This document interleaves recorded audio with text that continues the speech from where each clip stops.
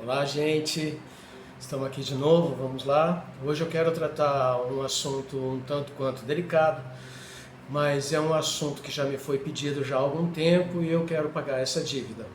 Eu vou tratar em 2 vídeos porque o assunto é muito longo. Eu achei que fosse um assunto fácil da gente tá tratando, mas é um assunto que acabou virando tema aí para pelo menos 2 vídeos, né?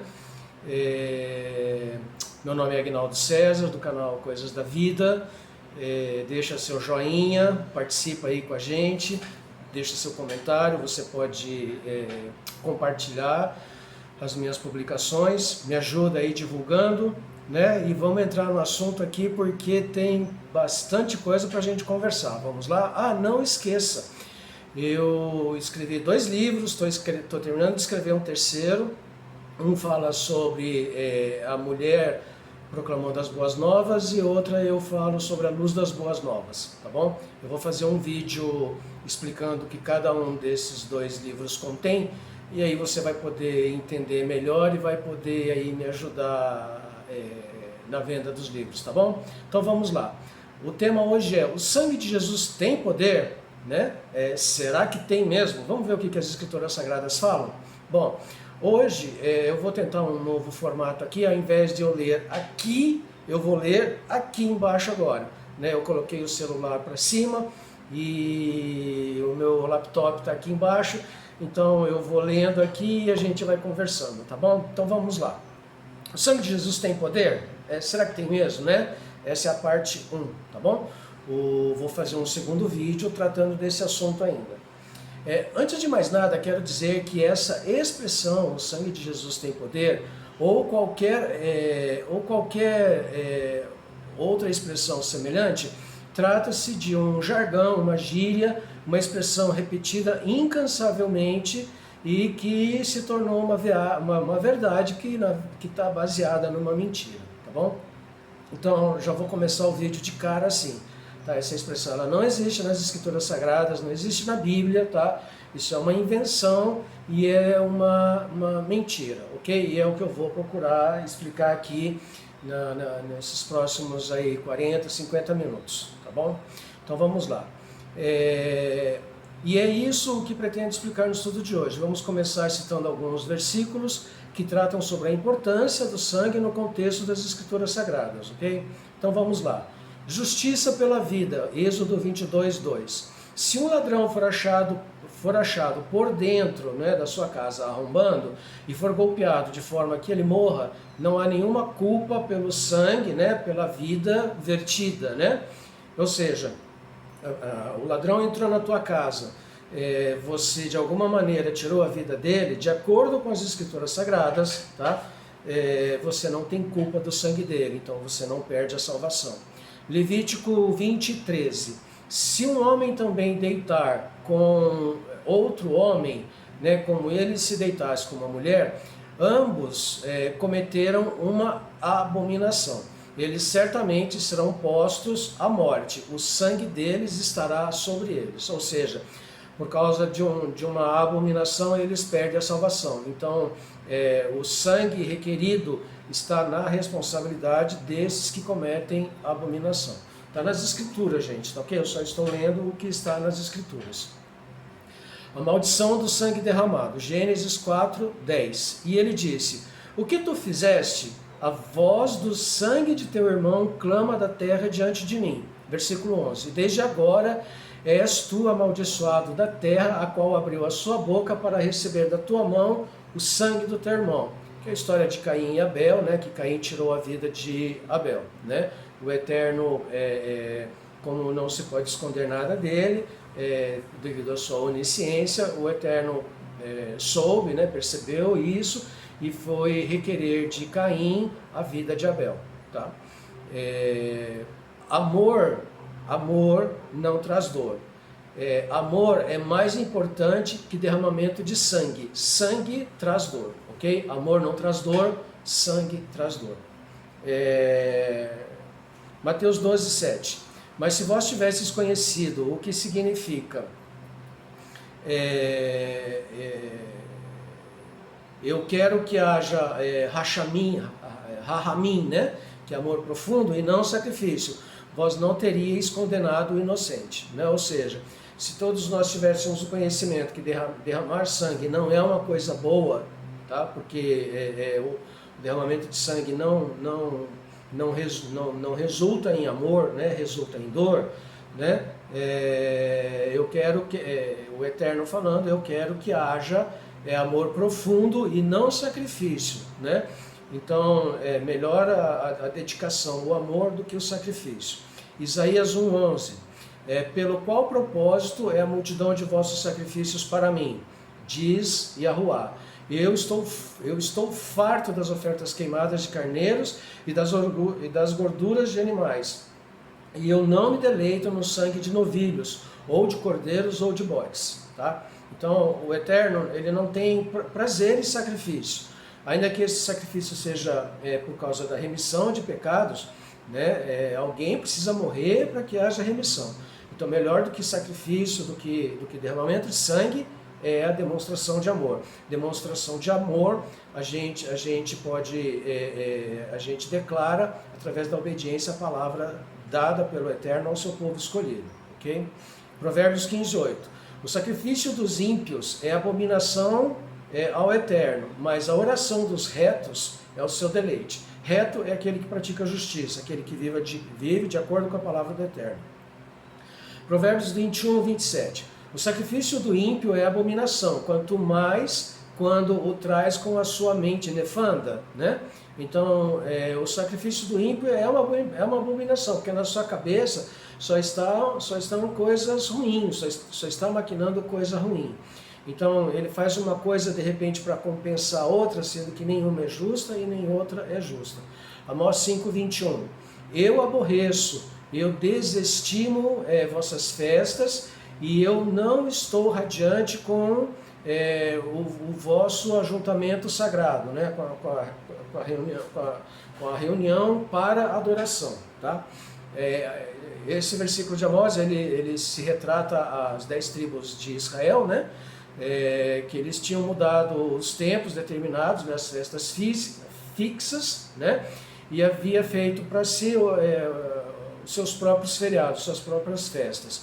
E o Eterno afirmou que os mesmos não diziam respeito ao que era propriamente do Eterno. Né? Aquilo que o Eterno determinou, não era isso que as 10 tribos estavam praticando. Essa tendência é encontrada hoje na celebração de diversas festas pagãs, como a gente tem aí. São festas ditas cristãs, mas que têm sua raiz no paganismo, como Natal, Carnaval, festa junina, a comemoração de aniversário e outras datas mais, tá bom? Apocalipse 1:5. E da parte de Yahushua HaMashiach, o qual é a fiel testemunha, o primogênito dos mortos, o príncipe dos Melehim, dos reis, né, deste mundo, aquele que nos amou e nos libertou das nossas transgressões em seu próprio sangue. Tem a versão que diz assim, ele nos lavou das nossas transgressões em seu próprio sangue. A tradução correta é nos libertou e não nos lavou, ok? Essa explicação está inclusive na Bíblia de Jerusalém. Tá? Será que ninguém entende? O perdão é algo que precisa ser inerente, precisa estar correndo nas nossas veias.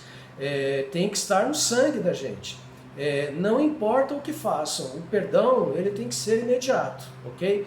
Não vou entrar nesse detalhe, porque isso aqui é muito assunto também para a gente conversar. Símbolo de comunhão entre o Eterno e o seu povo escolhido, Mateus 26:27. E ele tomou o cálice de vinho e agradeceu ao Pai e o entregou a eles, dizendo, bebei dele todos, porquanto isto é o meu sangue da aliança renovada, que é derramado por muitos, não por todos, para a remissão das transgressões da lei, ok? Então, o sangue, né, cujo símbolo é o vinho, tá bom? É derramado por muitos, né, não por todos, tá? 1 Coríntios 11:25. A seguir, do mesmo modo, ele tomou também o cálice da bênção, depois de haver ceado, dizendo, este é o cálice da redenção, que é a aliança renovada no meu sangue. Fazer isso sempre que beberdes, em lembrança de mim ou em memória de mim. Tá? Isso aqui esse tipo de evento ele ocorreu na data da Páscoa, no dia 14 de Nisan, ok? Então o próprio Messias, ele foi o Cordeiro Perfeito, né? No dia, ele foi sacrificado, né? No dia 14 de Nisan, né? E ele rendeu o seu fôlego de vida, né? Ao pôr do sol da sexta-feira para o sábado, tá? Tem muita gente que fala que ele morreu na quarta para dar a quinta, sexta, que a quinta foi um sábado. Não. O calendário judaico, dia 1 é a lua nova, que é o Rosh Hashanah, dia 8, 15, 22 e 29 é sábado. Todos os meses, dia 8, dia 15, dia 22 e dia 29 é sábado. Então, como ele foi sacrificado no dia 14, que é véspera do dia 15 é um sábado, então o 14 era sexta-feira, tá bom? O Talmud, né, na Yom HaQuinta, afirma: sem sangue não há Yom Kippur, não há o dia do perdão, não há arrependimento. Isso está registrado lá em Hebreus 9, 22, que diz assim: e quase todas as coisas, né, são purgadas mediante a Torá, mediante a lei, mediante a instrução. Com o sangue, e sem derramamento de sangue não há perdão, ok?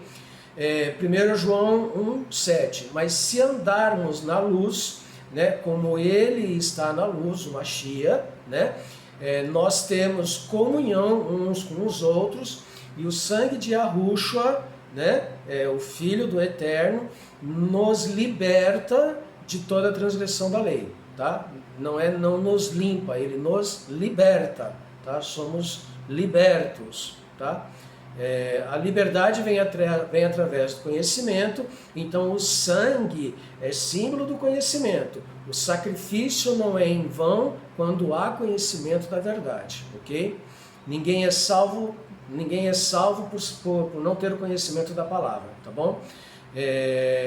Ninguém é salvo por não ler as Escrituras, por não estudar as Escrituras e por não praticar as Escrituras. Eu estive procurando na Bíblia e mesmo nas Escrituras Sagradas e não encontrei nenhum versículo que sequer insinuasse a expressão "o sangue de Jesus tem poder" ou algo semelhante. Se alguém aí encontrar, por favor, me avisa, porque eu não achei, tá bom? Definitivamente a expressão "o sangue de Jesus tem poder" não possui registro algum nas Escrituras Sagradas. O mau entendimento, né, das Escrituras Sagradas trouxe um desvio e acabou criando um jargão, uma gíria e muitos outros erros também por causa disso, que a gente vai ver entre este estudo e o próximo estudo, o próximo vídeo. Apocalipse 12, 9. E o grande dragão foi expulso, a serpente principal, que se chama Aquelcartsa e Satã, que engana, né, o mundo atual, foi lançado para o mundo e seus anjos célicos foram expulsos juntamente com ele. E eu ouvi uma voz do céu dizendo: agora vem o livramento e o poder e o reino do nosso Yahushua e o poder do seu Mashiach, porquanto o Aquelcartsa, o acusador de nossos irmãos israelitas, foi derrubado, que os acusava e caluniava diante do nosso Yahushua de dia e de noite. E eles o sobrepujaram pelo sangue do Cordeiro e pela palavra do testemunho deles próprios, e não amaram suas vidas, mesmo sob risco de morte. Não temeram falar a verdade, proclamaram a verdade, mesmo sabendo que por causa disso poderiam perder as suas vidas, ter o seu próprio sangue derramado, ok? Quem é Aquelcartsa? Rapidamente. É um termo composto em aramaico, né, que quer dizer devorar ou consumir. Kartsa significa pedaço de pão, censurador, fazer em pedaços, acusação, descrédito, palavra sarcástica, satírico e evidente destruição, tá bom? Então, aqui é o kartsa, é a composição de duas palavras que, resumindo, é devorar o pão, é destruir o pão, é aniquilar a verdade, é destruir a verdade, é o enganador, tá bom? O sangue de Jesus tem poder é uma exortação muito usada em diversas igrejas atualmente, né? Por que exortação? Por que é usado como exortação? Porque eles dizem a seguinte coisa: o sangue de Jesus cura, o sangue de Jesus liberta, o sangue de Jesus dá força, o sangue de Jesus é vivo, o sangue de Jesus tem poder, né? Usam tudo isso para repreender o diabo e suas artimanhas e se inspiram em Apocalipse 12:11, que a gente vai ver mais para frente, tá ok? Então, eles usam todos esses termos, né, essas expressões, para se referir que o sangue de Jesus tem poder, né, que há poder no sangue de Jesus, tá? Mas não é assim que funciona, tá? O sangue, o sangue, quando ele é derramado, ele tem a ver com morte, né? Enquanto o que o Eterno espera de cada um de nós é que, através do sangue, todos tenhamos vida, tá ok? Mas a forma como é usada, tá? Expressa a morte, e eu vou estar explicando isso, tá? Inclusive, né, existe até um hino, né, um hino cristão, né, que é cantado, onde diz, né, que há poder no sangue de Jesus, né? Eu ia colocar a letra dele todinha aqui, mas ia deixar muito extenso. Tem muita gente que eu tenho certeza absoluta que tem essa música inteira na cabeça, sabe cantar em vários tons aí, inclusive, né? Tá bom? Quem já me ouviu cantando vai pedir para eu não cantar, tá bom? Então, vamos seguir aqui na narrativa mesmo. O que eu encontrei nas minhas pesquisas foi algo não muito agradável, pois gira em torno de zombaria. O site Gospel Mais nos demonstra isso. Então, ouçam. Jesus nunca teve dengue, todos os mosquitos morriam porque o sangue de Jesus tem poder, irmã Zuleide, né? Se o sangue de Jesus tem tanto poder, por que ele não doa sangue, tá? O sangue de Jesus tem poder, mas os mosquitos ainda preferem o meu, tá? Tudo isso, gente, é uma zombaria por causa desse jargão, né? O sangue de Jesus tem poder. A frase precisa ser erradicada do vocabulário de muitos cristãos. Como amuleto, ele nunca surtirá efeito algum, nem como amuleto, nem como outra coisa qualquer surtirá efeito algum, tá bom? É certo que costumeiramente muitos cristãos repetem esse termo, essa expressão, como se fosse uma espécie de amuleto para livrar eles dos perigos e adversidades momentâneas. Todavia, né, não existe respaldo dentro das Escrituras Sagradas para isso, tá? Não existe nenhum respaldo dentro das Escrituras Sagradas. É um erro crasso, né, por parte dessas pessoas que usam esse termo. Proferir a frase é desprezar conscientemente ou não o sacrifício do Mashiach no Gólgota. Essa expressão quase faz menção ao terceiro pronunciamento que diz sobre não dizer o nome do Eterno em vão, tá? Então, assim, não é uma coisa que dá pra gente ficar, apesar do nome Jesus não ser o nome verdadeiro, né, do Filho do Altíssimo, né, o nome verdadeiro é Yahushua, tá? Mesmo usando Jesus para aqueles que creem assim, está falando em vão, tá bom? No meio evangélico, a expressão o sangue de Jesus tem poder tornou-se um clichê, né? Uma mandinga. Mandinga vem de feitiçaria, bruxaria, né? Ou um pensamento positivista, né? De fazer pensamento positivo, né? Na espera de que, ao pronunciá-la, algo sobrenatural ou supernatural, né, milagroso, misterioso, mágico, encantador, né, venha a acontecer ou transformar. O fato é que essa expressão não torna a oração mais forte ou poderosa, não purifica alimentos, não expulsa demônios, nem dá proteção a qualquer pessoa ou objeto.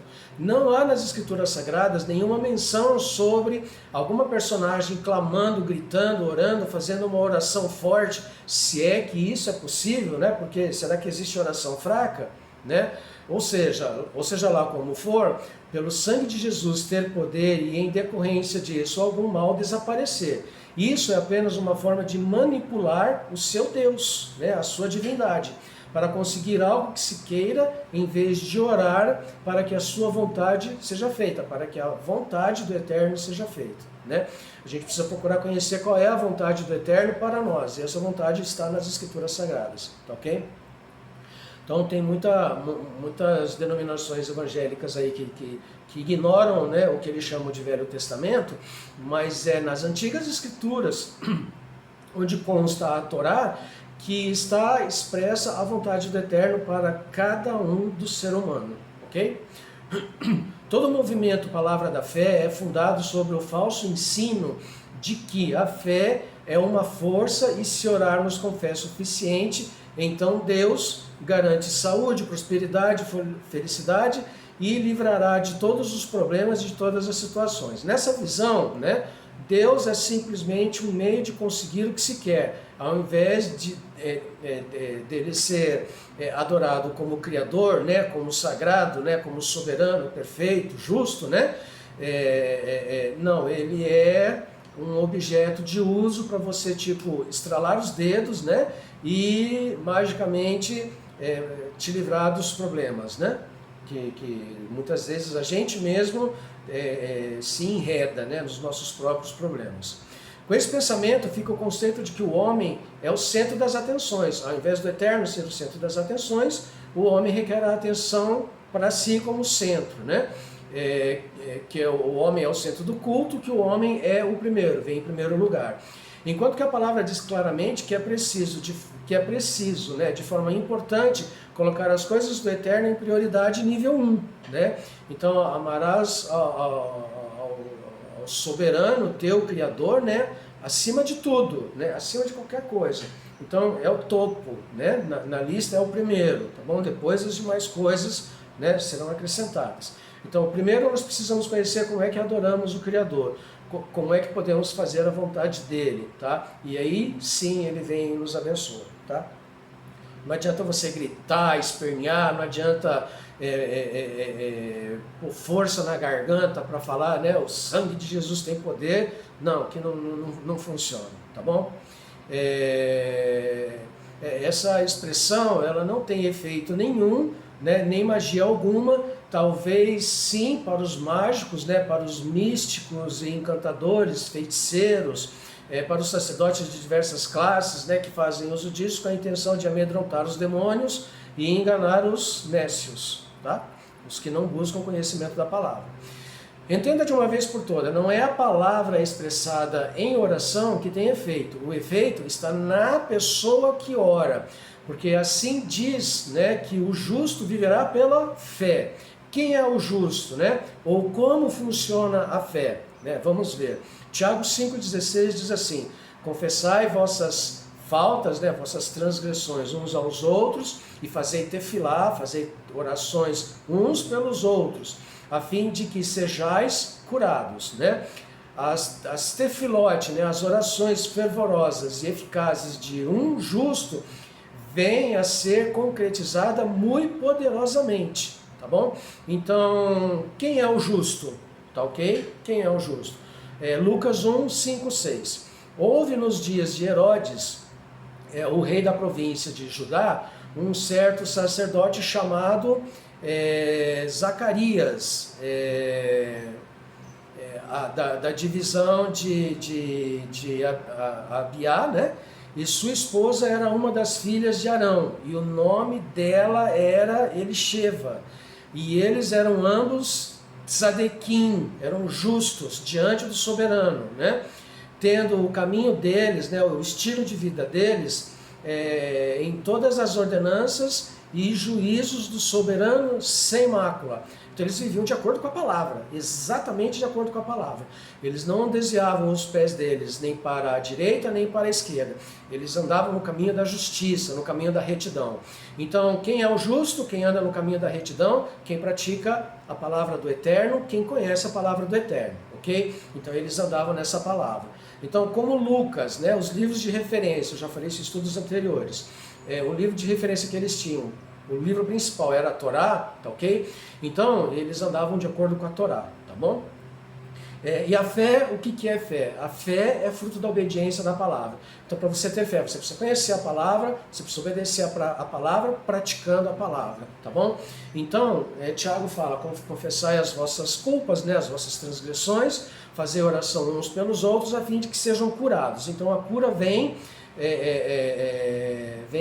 pela oração de um justo, né? Então, a oração fervorosa e eficaz, né, de um justo, né, eficaz significa 100%, né? A oração eficaz de um justo vem a ser concretizada com poder, tá bom? O Eterno, ele dá providências e com poder. Por que poder? Para que haja testemunho para toda a congregação, para todo o ajuntamento, não só para o povo israelita, mas para todas as nações que estão em volta, ok? Continuando. Então, não há mágica ou poder no sangue não, tá? Até porque não se asperge virtualmente o sangue em nada. O segredo para ter poder está no conhecimento da palavra, né? Em se separar do mundo, né? Em se separar das coisas imundas, das coisas profanas, né?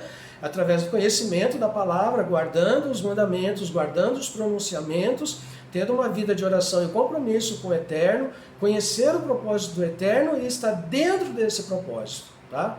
O poder ele acontece assim, não através de uma fala simplesmente, ok? Vamos lá. Eu vou entrar num assunto muito complicado aqui, eu vou tentar ser o mais claro possível, né? Mas você pode pesquisar depois. São duas palavras que a teologia tem criado em relação à questão do sangue e do pão, tá? Quando fala na questão da chamada Santa Ceia, né?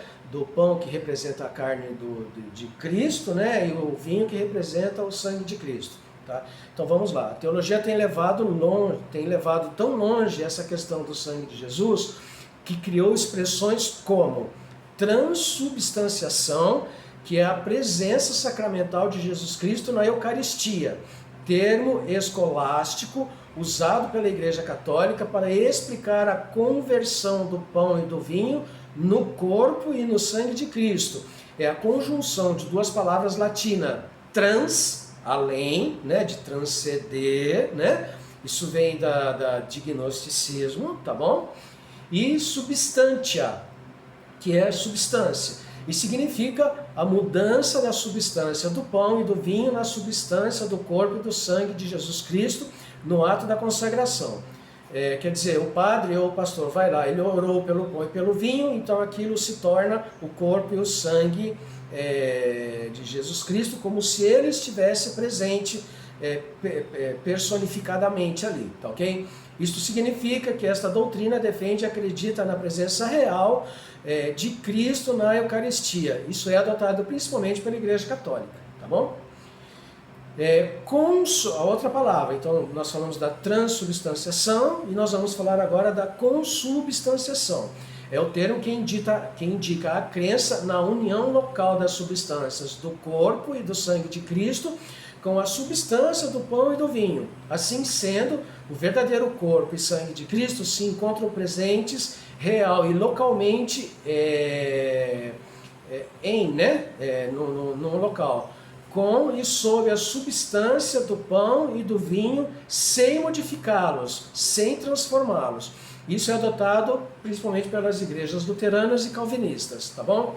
Então, a sua igreja, qual é o pensamento da sua igreja, né? da sua instituição cristã? Transubstanciação ou consubstanciação? Tá? Então, vamos continuar aqui. Tá? Eu, sinceramente, eu só vou estar falando, mas nem transubstanciação e nem consubstanciação, tá bom? Certa vez eu pedi para um pastor evangélico me explicar isso, né? Conceituar isso com palavras que a gente possa entender, né? E na verdade na época eu acabei ficando mais confuso. Afinal, para mim, esses termos estão mais ligados com gnosticismo, alquimia, espiritismo, filosofia grega e latina. Assim como a taça do Graal se tornou um ícone, né, um objeto de adoração e vaidade, assim também a questão do sangue tem esse mesmo propósito, né? Então, quando você clama, né, ou invoca lá, o sangue de Jesus tem poder, né? Como é que a gente classifica isso, né? Transubstanciação ou consubstanciação? Tá bom? É só para vocês terem ideia que essa expressão, o sangue de Jesus tem poder, ela é bem complexa, tá bom? Ela não é uma coisa simples da gente lidar. Então inventaram isso e isso traz consequências complicadíssimas, porque é um engano, né? Traz confusão, traz, eu vou até dizer que traz aborrecimento, tá bom? Então, gente, é errado dizer o sangue de Jesus tem poder? Sim, é errado, totalmente errado. Primeiro porque não está nas Escrituras Sagradas, e depois porque o significado, a intenção disso não é de vida, é de morte, tá bom?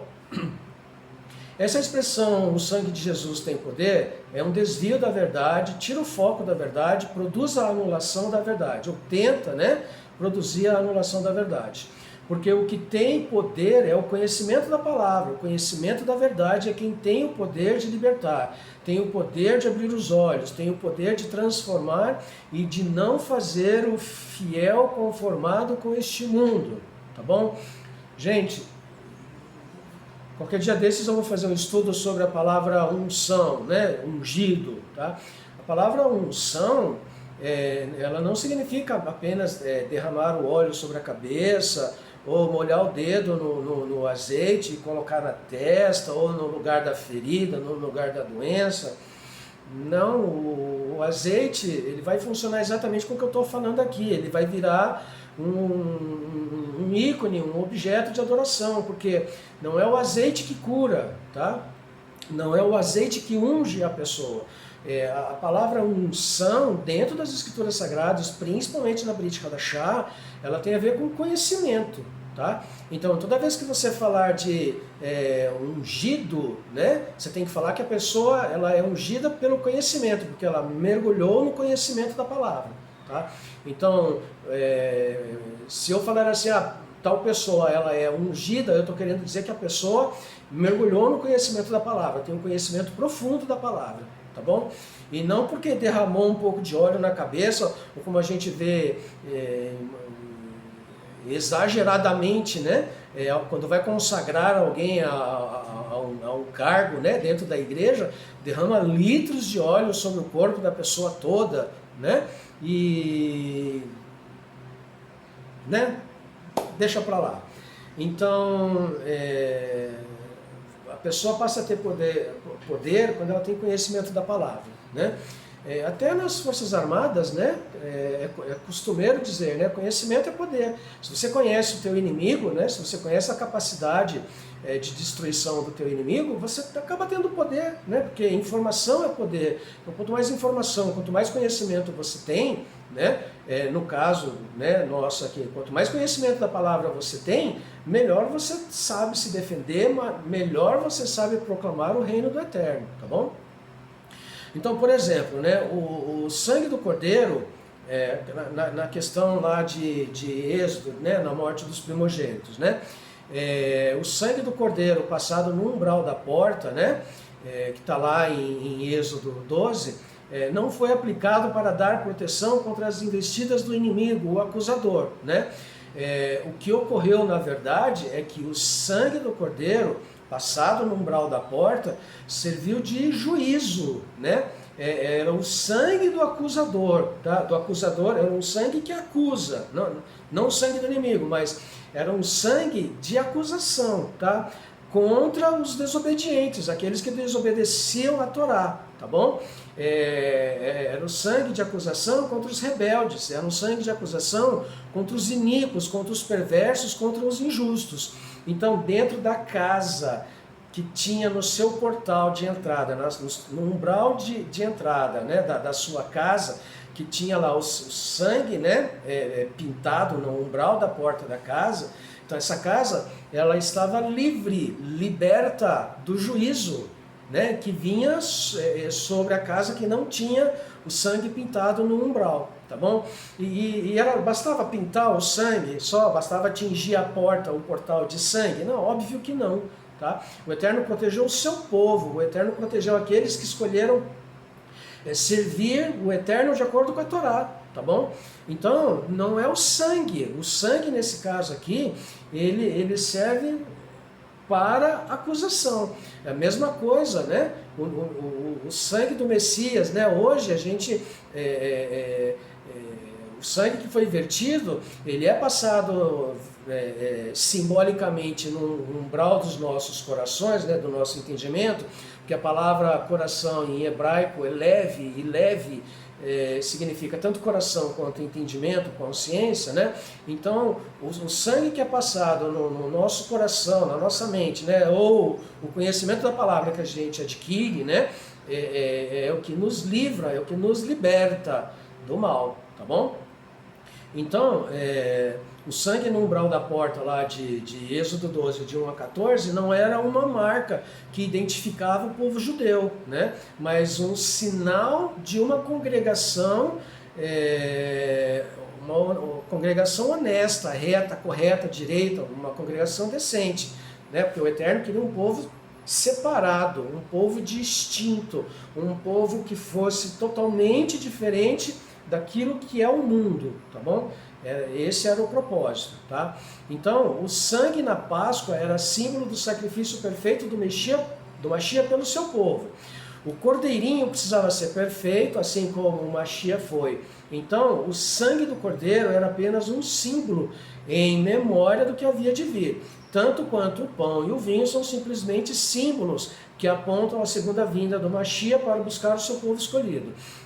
Apenas símbolo de um povo para com o seu soberano.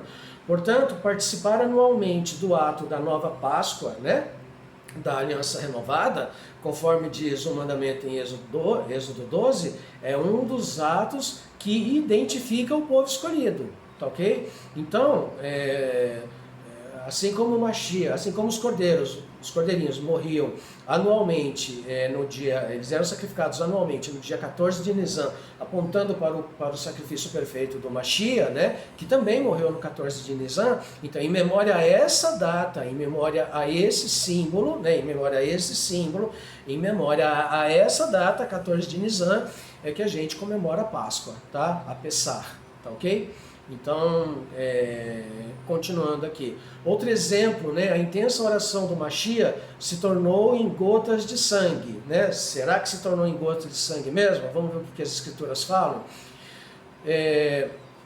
Apenas em Lucas 22:43 é que há essa expressão, tá? Inclusive nas pesquisas que eu fiz diz, né, que pelo fato de Lucas ter sido médico, né, então ele identificou o suor, né, da oração, né, do Mashiach, por causa da angústia que ele vinha sofrendo, né, horas antes do seu sacrifício, se tornou em sangue, né? Mas não foi assim, não é assim que está nas escrituras, tá? Então Lucas 22:43 diz assim: lhe apareceu um anjo celestial dos céus, né, que o fortalecia, apareceu para o Mashiach, né? Foi até a presença do Mashiach, né? E estando em agonia, o Mashiach, estando em agonia, ele fez oração com mais veemência, com maior veemência, com mais intensidade.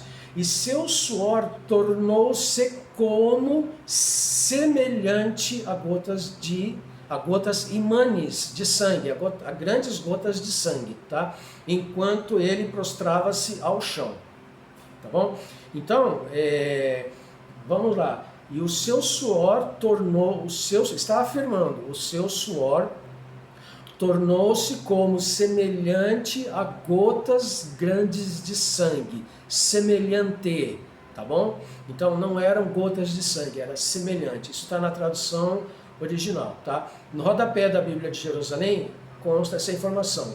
Percebam quanto querem idolatrar o sangue. Usam a medicina atual para explicar que, de fato, o suor se transformou em sangue, que é chamado de hematidrose, né? Os ocultistas, olha só que interessante, os ocultistas usam o sangue em vários dos seus rituais. Toma cuidado, tá bom?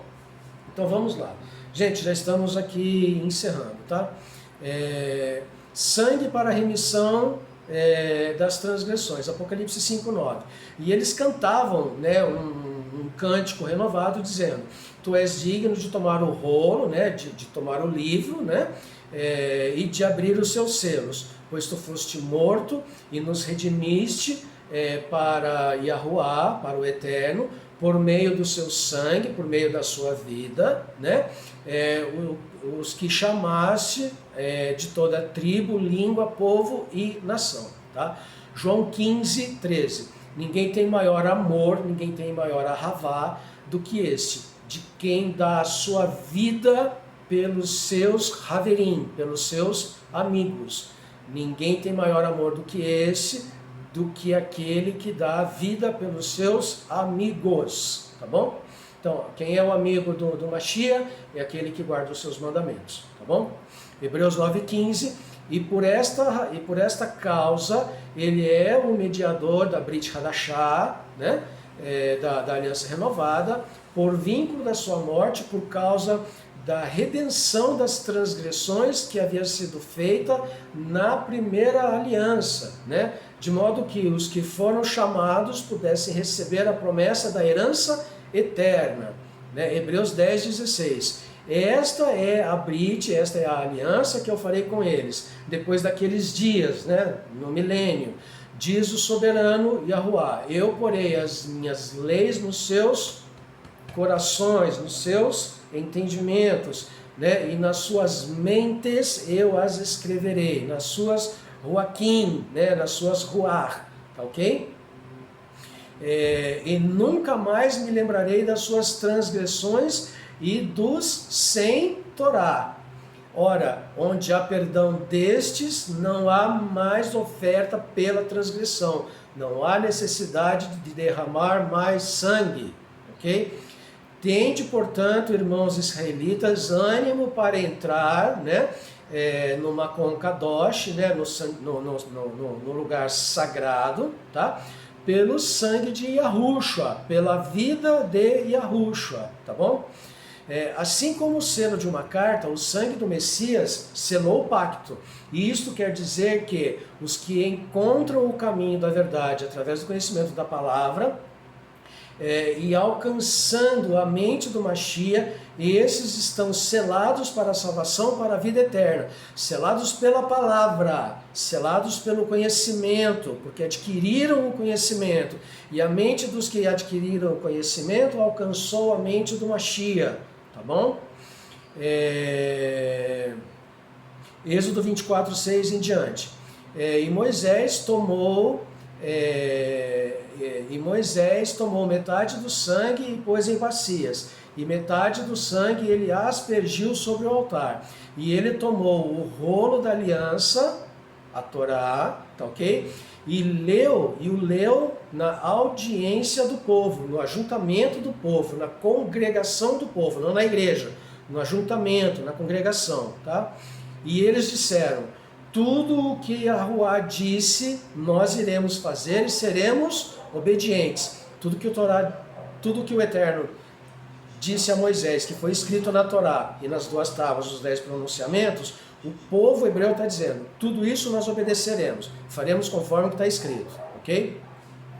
E Moisés tomou o sangue, né, e o aspergiu sobre o povo e disse: eis o sangue da aliança, eis o sangue da Brit, né, que o Eterno fez convosco concernente a todas estas palavras. Então, o sangue aspergido foi o sangue de um cordeiro que foi morto e trouxe vida para o povo hebreu. Naquele momento foi instituída a nação hebraica, ok? Naquele momento o Eterno deu a constituição para o povo hebreu, que é a Torá, entendeu? Até hoje é a constituição do povo hebreu, né? E foi selado com sangue de cordeiro, tá bom? E depois, na vinda do Mashiach, também foi novamente, foi colocado um selo eterno e perfeito, tá bom? Sobre a Torá, tá bom? Hebreus 8,6, mas agora Yahushua HaMashiach obteve um serviço bem maior, né?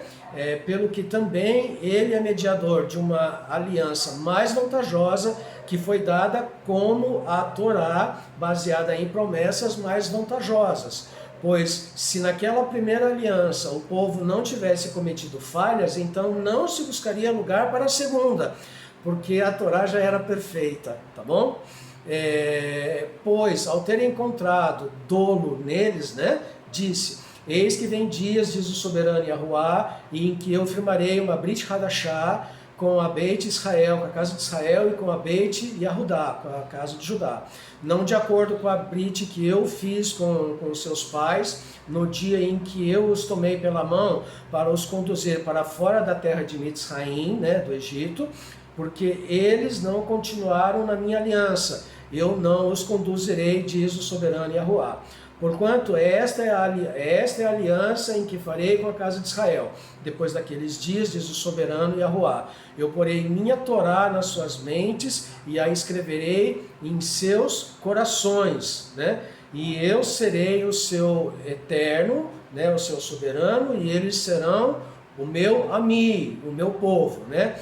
E não ensinará cada um a seu companheiro, cidadão israelita, e cada homem ao seu irmão israelita, dizendo: conhece o soberano, porque Israel me conhecerá desde o menor até o maior deles, tá bom?